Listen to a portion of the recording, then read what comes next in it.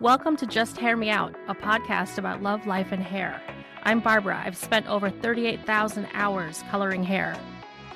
Hi, I'm Demetra, and I've spent over 1,000 weeks with scissors in my hands. With 50 clients a week in our chairs and 22 years on our feet, doing hair is not our hobby, it's our hustle. We've navigated salon politics and then opened salon suites of our own in 2020. We choose dogs over kids, skinny marks over beer, and we've only fired 3 clients. Each.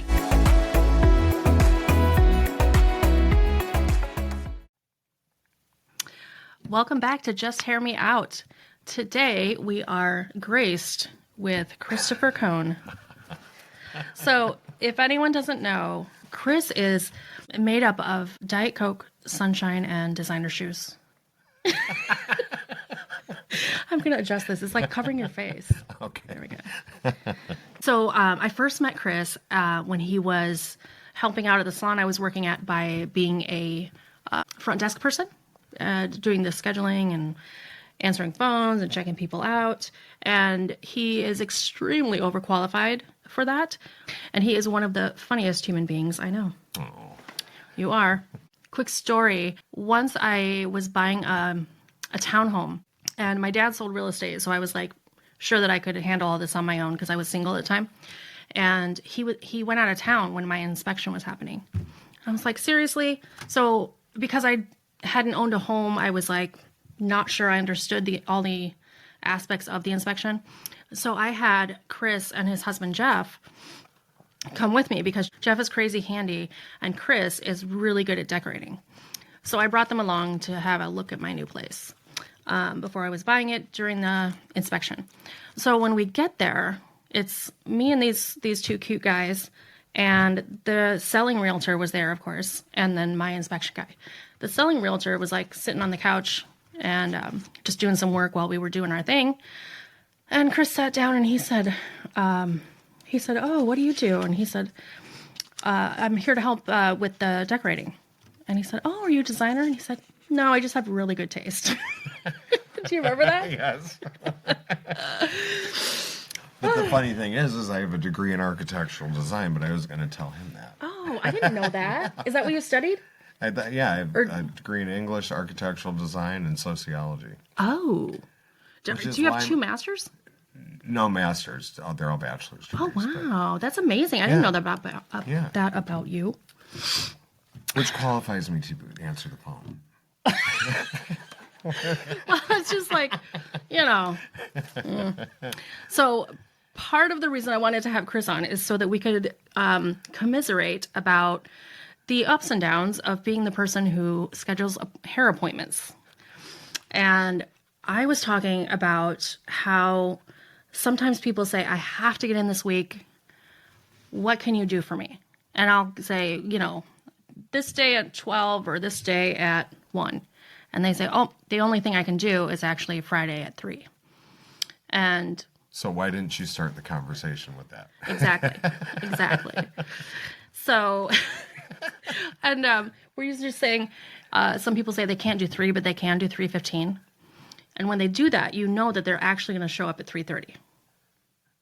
And tell you they were stuck in traffic Yes. And come in with a hot cup of Starbucks. Yes. Or I believe once you said, a leaf blew across the street. Right, therefore, I couldn't get here on time.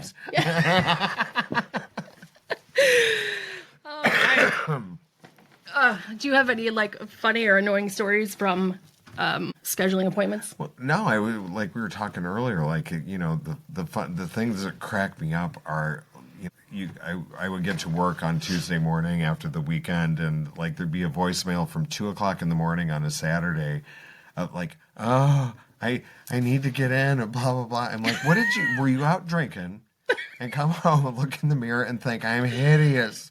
I need to go get my hair done. I better call now. Maybe the lighting in the club wasn't good. Oh, yeah, right? When I worked at Citicorp, the women, we had to start so early. I left in the wintertime, I'd leave my house in the dark. I get to work in the dark. Yeah. And these poor women that are putting on their makeup at, 4:30 in the morning in incandescent light, and then they're working all day in fluorescent, looking like clowns, like 11 stories of clowns. Oh man, that's probably how they got inspired for haunted houses with the clowns. It's funny though, like when people will call and they'll be like, especially like around the holidays. Well, I'm a really good client. What am I supposed to do? Like, those appointments are booked months and months in advance. Yeah. I'm like, well, I'm a really good client. I've been a client of Jeff's for 30 years. I'm like, well, then you of all people should know. Yeah. Like, Yes. Yeah. there's not a whole lot I can do for you right now. Yes. And just in case you're listening and you're not a hairdresser, I want to refer back to Demetra and I were saying sometimes it's not good. She and I have learned it's not good to squeeze people in or like necessarily add on times, because if you're like, okay, I'll just stay until like 8 o'clock at night, I'm not going to really do that good of a job because I really don't want to be there and I'm overtired, so. True. And, the other thing, I think too, that like so many people book their appointments online now. Oh yeah. That I really am not answering the phone that very much anymore. Oh yeah. But the interesting thing is that like the computer doesn't know, like, you as a colorist, if somebody books a full highlight and they've got hair as long as yours and another person books a full highlight and they have a pixie, it's going to take way longer to do your hair than somebody with short hair. So a lot of times, I'm badgering stylists, like, because they know how long each individual person actually takes, and maybe you can fit somebody in somewhere, but then it's a lot of back and forth with, the individual stylist and colorist. Yeah. I think some of the scheduling software out there, it's getting smarter where you can kind of set someone's time. For each individual client. Which I really like, because you're right. Some people just, it does take longer, or, it takes a shorter amount of time. So you can kind of set it up so that when they're booking online, the system already knows that that's what you want. I was just saying to someone the other day that it would be really nice if a booking platform, Square, if you're listening, could have like a category where we could flag people. And all of these flagged people, we need you to lie to them about what time their appointment is. So if they're always 20 minutes late, just tell them that their appointment, we'll expect them at the time they normally come, not the time of their appointment. Do you know what I'm saying? Yeah, because I used to do that with some people, at the salon where I met you, that, Yeah.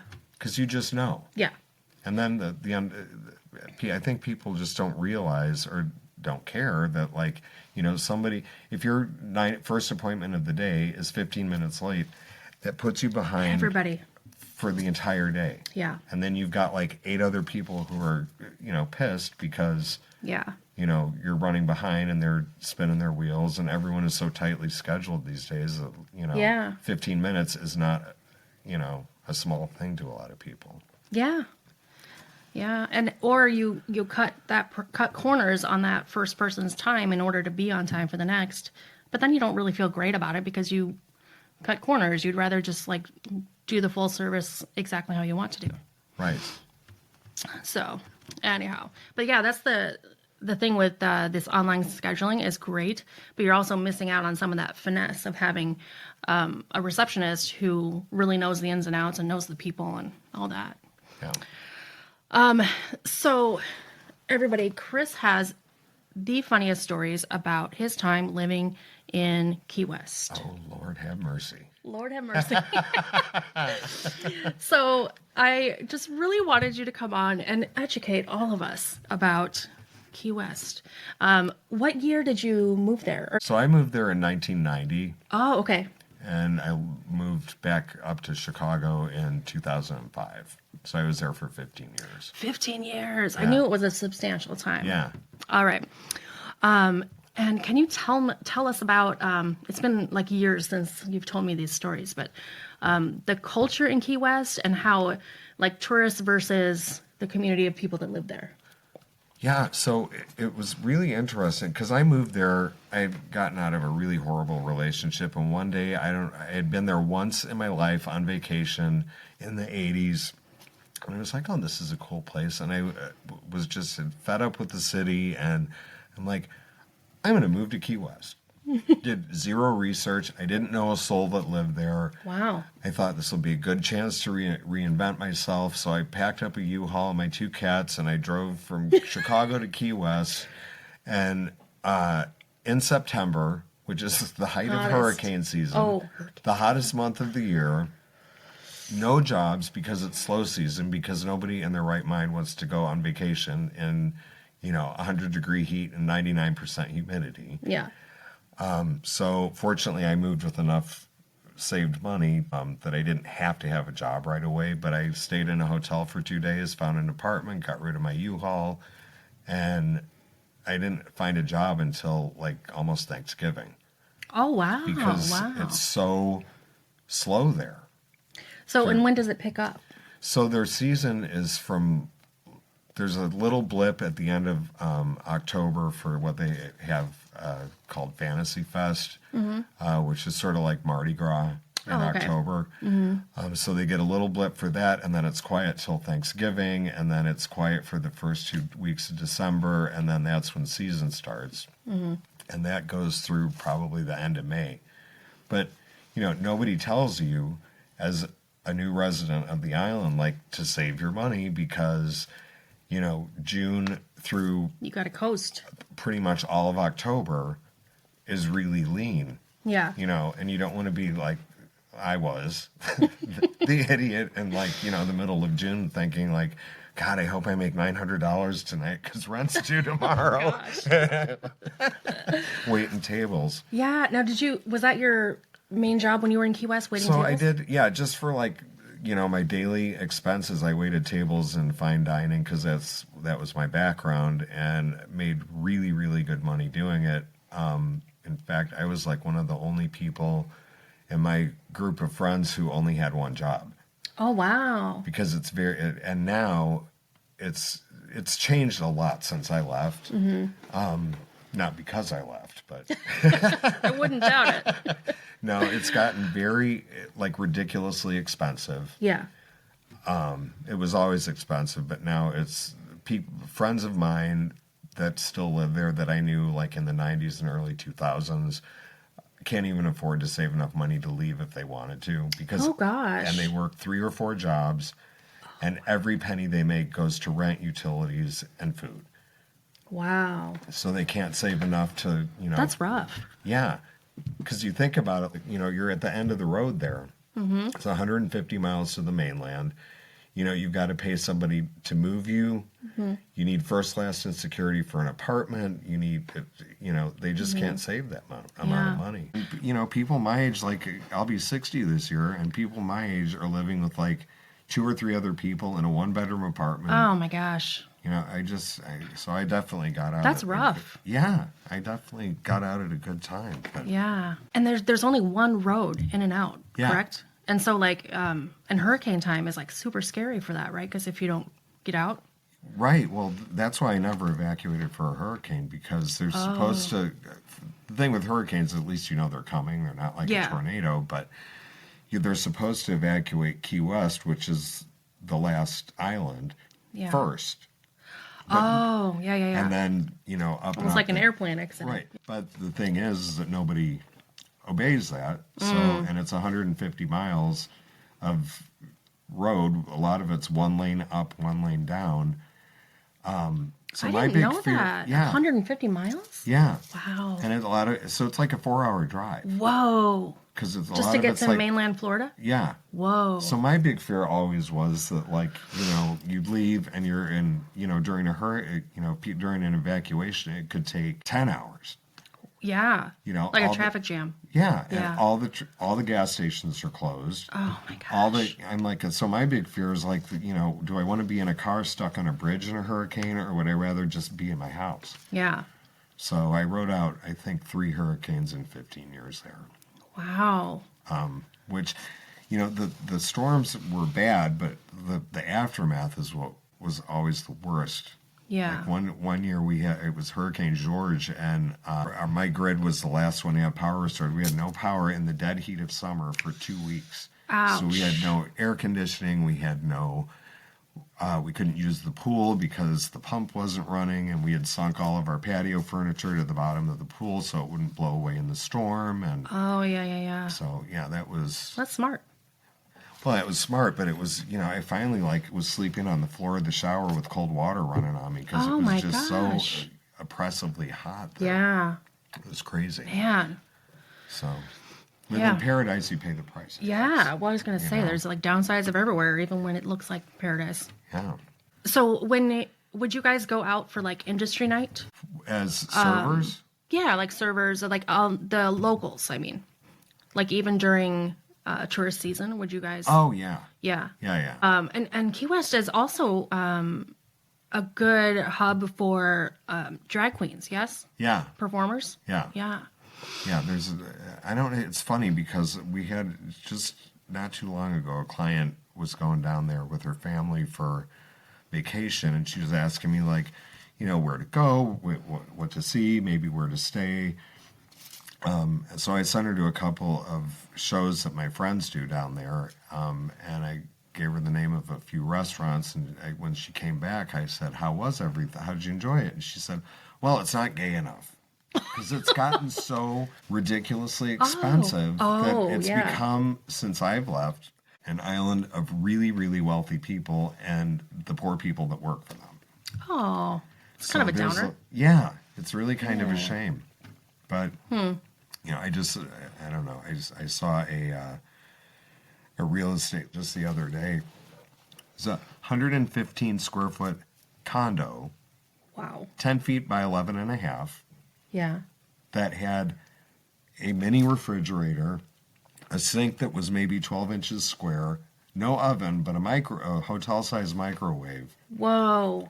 The bed was shoved up against the bottom two drawers of the dresser, so you couldn't even use half of your dresser. Yeah. $600,000. No. Yeah, And it could potentially blow away right. in a hurricane. And impossible to get insurance down there, Yeah. or it's $50,000 a year. Yeah. So are your friends, are they like at least able to own some good property because they bought it before it kind of went up? If they bought it like in the 80s. 80s. Oh my gosh. Yeah. Wow. My design partner down there, she decided to move back to the mainland because she was from New York originally and then lived in Miami and was a designer there and moved to Key West and had that sort of big city mentality that just didn't fly with a lot of people. Mm-hmm. She would flat out tell people, she's like, the only thing worse than having bad taste is having no taste at all.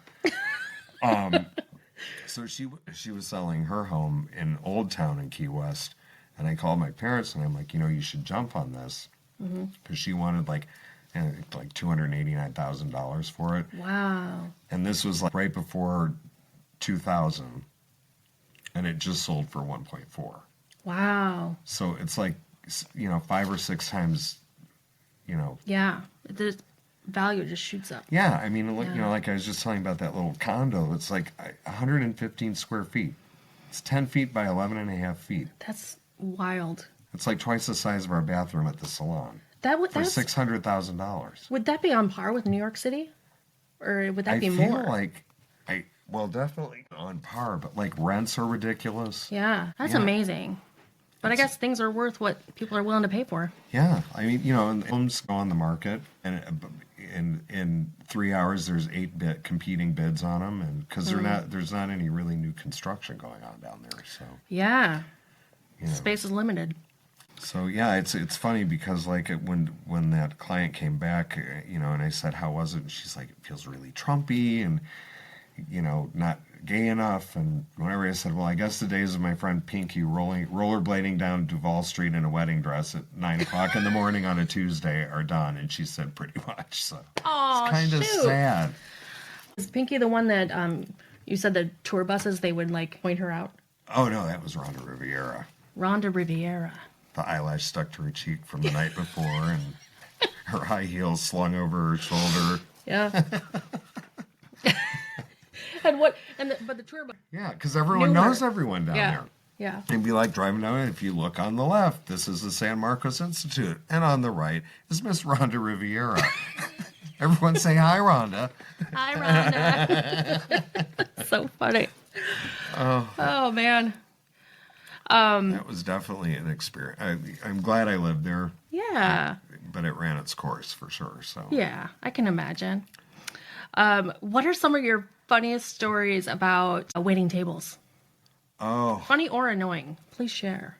well, it's funny. Just the other day I posted this thing on Facebook about how people order their steaks. Saw that. The tip you can expect. Yeah. Based on I was pleased to see that my go-to was acceptable. Yeah, right. Yeah, I always tell Jeff that like there's a great parallel between like what you all do in a salon and working in a restaurant because people are just bonkers. Yeah. You know, unearthing a box of macaroni and cheese in a fine dining restaurant of Kraft macaroni and cheese and hand it to me and ask me to ask the chef in a fine dining restaurant to make that for their kid. What? Yeah. Wow. Yeah. I worked in a restaurant, but like during college, but it was not fine dining, so my stories are more predictable. But my dad actually, when he was doing theater full time, was waiting tables at a fine dining restaurant, and Yeah. I love his stories too. Oh. Yeah, people are just nuts. Yeah. My dad said that once he was carrying a big pizza, like and it's hand thrown, so it was like kind of misshapen, whatever. But this, someone bumped him and he turned and it fell into the hood of someone's mink coat. Oh my. I have to ask him. I want to say they didn't notice, and so he walked away. How'd that get there? Oops. Oh, and by the way, if you're listening, well done steaks are, those people tip less, usually. And rare, medium rare are Best tippers. the good spenders. All right. All right. So if you like your steak well done, please order several drinks and dessert. Okay. And tip 20%. And tip 20%. Minimum. More if they're awesome. The people that would come in, like our kitchen closed at 10 o'clock. Mm-hmm. And, people would open the door at 9:55 to an empty restaurant Yes. and say to the owner, what time does your kitchen close? And he'd say 10 o'clock, and they'd look at their watch and they'd say, table for two, please. Oh.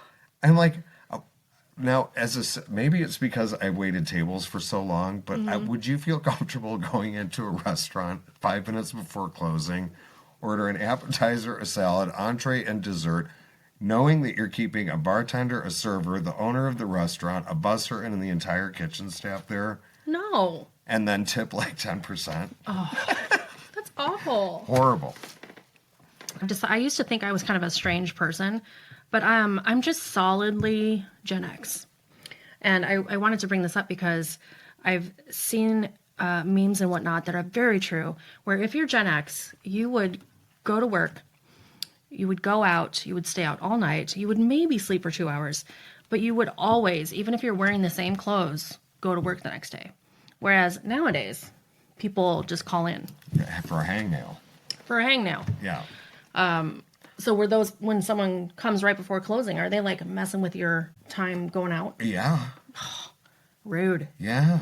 Yeah. But that's an odd life too, working late like that.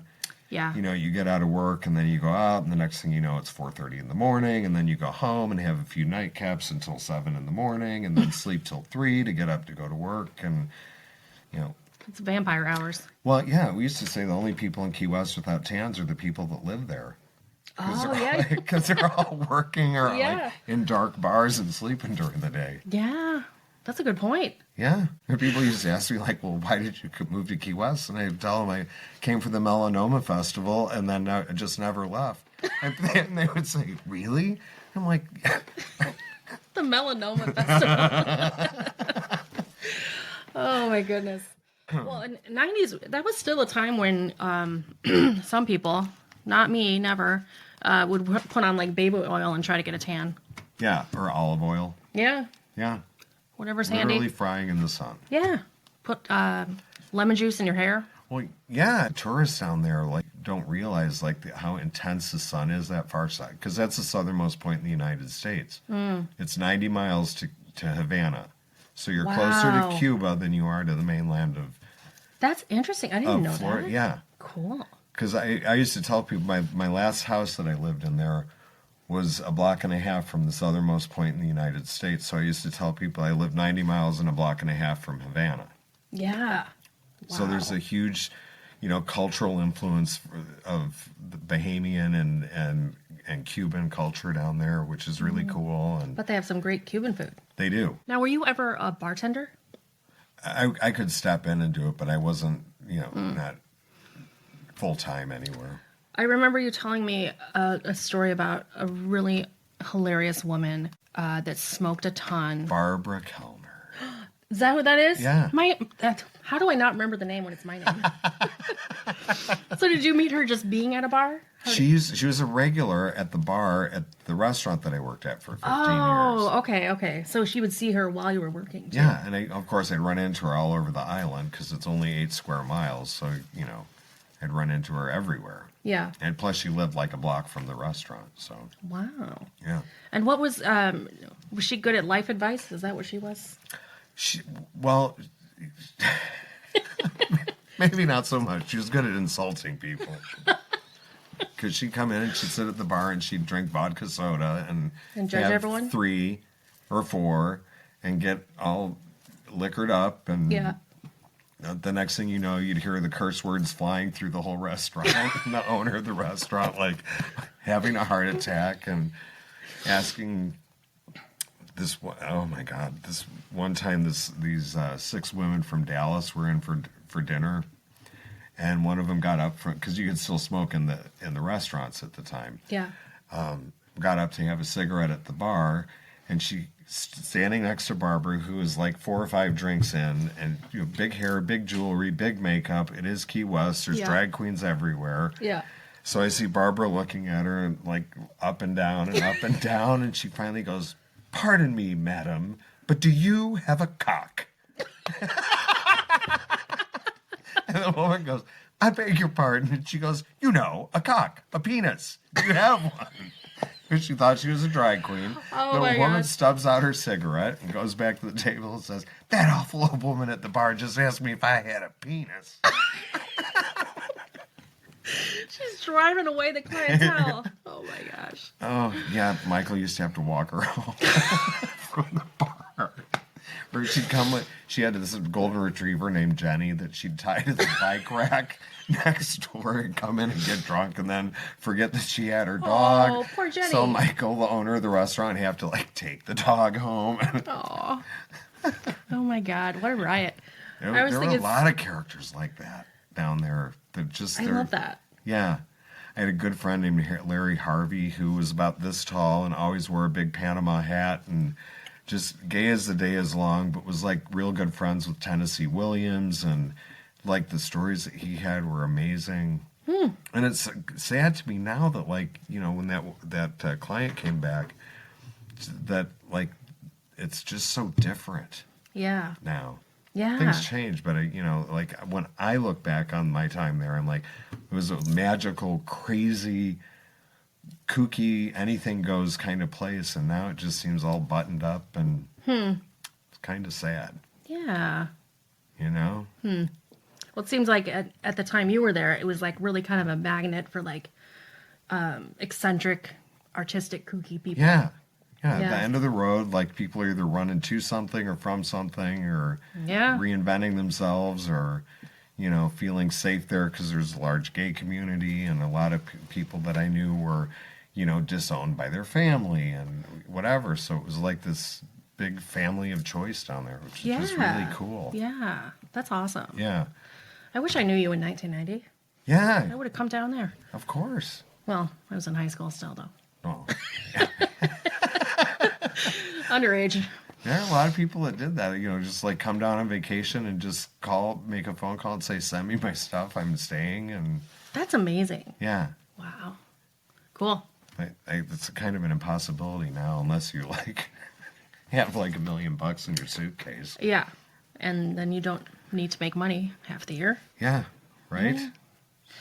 But you and all your friends are in the same boat, though, like as far as Yeah, and everyone takes care. how you make a living. Like, some of the best times down there are like when there's a hurricane. Because they evacuate all the tourists, so it's just the people that live there. A lot of them evacuate, but the power is going to go out. So, like, I worked in, like I said, a fine dining restaurant, and the owner of the restaurant, knows the refrigeration's going to go out. So we're sitting there in candlelight in, 90-degree, 95-degree heat, eating filet mignon and lobster and, foie gras and whatever. Because what is he going to do? Lose it. Throw it away. Yeah. So That's awesome. Yeah. And since you've come back from Key West, you've been sober, yes? yeah, that's what was one of the driving factors of leaving there. Because Yeah. after a while, there's just, everybody. It's becomes progressively less expensive to, go and drink at your friends' bars. And towards the end there, I was drinking over a half gallon of vodka every single day. Really? Yeah. And In that heat and that sun, too. yeah. And Gosh. had I stayed, I would not be here. Clearly. So, Yeah. on Wow. June 6th, I'll be sober 18 years. 18 years. Yeah. That's amazing. Yeah. Wow. This is a long road, but, I was in rehab for 2.5 straight years. Were you? Yeah, I didn't know that. Yeah, I was in rehab, residential inpatient rehab for 6 months, and then 2 more years in a recovery home. Was that like sober living? Kind of? Yeah. Yeah. Very interesting. So, by the time I was done with all that, I was 2.5 years sober, and now I just don't even think about it anymore. But it was, yeah. I for sure, had I stayed in Key West, I probably would not be on this planet anymore. Wow. So, Well, I think for a lot of people, you can't kind of break those habits unless you are out of the environment you were in. right. Yeah, that's what they always the little AA saying that's like, change your playground and your playmates. That's definitely true. Yeah. You can't expect to make changes if you're hanging about, Yeah. And there's, a certain degree of people that don't want to see you get better, You mean like it 'Cause- might reflect on them, like or make because they them don't want to reflect stop. upon themselves. Yeah. Yeah. There's a lot of things in life where I don't understand how people have moderation. Yeah. But you know what? I'm the same. I know that's just like how my brain works. Yeah. Because I'm the same way with sugar. Yeah. I can't have like a spoonful. If I take a quart of ice cream out of the freezer and have a spoonful of it, the next thing I know, it's gone. Yeah. And Say, you've got if I some in have your one eyebrows. Oreo- yeah, right. And and then or you have one Oreo, and the next thing you know, the whole row is gone. Yeah. So it's like all or nothing. Yeah. And that's how I was with alcohol and everything else. It's just Yeah. more is better. Yeah. I know. I remember really wishing that cigarettes were good for you. Like if they Yeah. were like vitamins, Right. that would be awesome. Oh my goodness. Somebody told me recently about this show. Have you seen My 600-Pound Life? Yes. I had never seen it, and my husband and I started watching it like a month ago. There's like 12 seasons, you guys. Yeah. Oh my gosh. And now we've watched all of it. Now we're watching My 600-Pound Life, Where Are They Now? Mm-hmm. It is fascinating. Well, I get really into the psychology of it all, but that is such a hard one because they really are addicted to food. Yeah. And as we all know, you can't just not eat. Yeah. And the thing is that like, the people that love them and are, at a certain point, they can't like get up and get to the kitchen by themselves. So people are bringing them that food, and it's they're doing it out of love, but you're essentially like killing somebody. Yeah. You could liken it to being overserved in a bar, Yeah. but it's your friend who's the bartender and just keeps stuffing alcohol at you. Anyway. Yeah, that's really hard. It's hard to watch, and I feel like with addictions of any sort, like the success rate is really not terribly good. Yeah. Or if there is success, that it's has a end point. Yeah. Like people go back to something later. Yeah, or substitute something else Yeah. that's as bad or worse. Well, I'm so fascinated by that show. They have such good therapists on there working with these people. It's interesting to know some of the traumas they deal with to kind of get them to that point. Because if you really, really think about it, you can see how that happens. Yeah. Some of them are, child SA victims, Right. and like, oh my gosh, like how does somebody cope? But what's so interesting to me is the bariatric surgeon that is like the main guy on the show. He gets these people, like, once they have the weight loss surgery, he has them heal for a month or two, and then he's like puts down the hammer, like therapy, because people get sometimes you don't even realize until your crutch is gone, like how upset and displaced you are, you know? Well, yeah, I was a chemical dependency counselor for a while. When I was counseling patients, you know, in a group, I would just tell them that, like, you have to realize that it's an actual grieving process. That because you, like, you know, for me it was alcohol, but, you know, for other people it's food or cocaine or whatever it is. I said, you are losing your best friend. Yeah.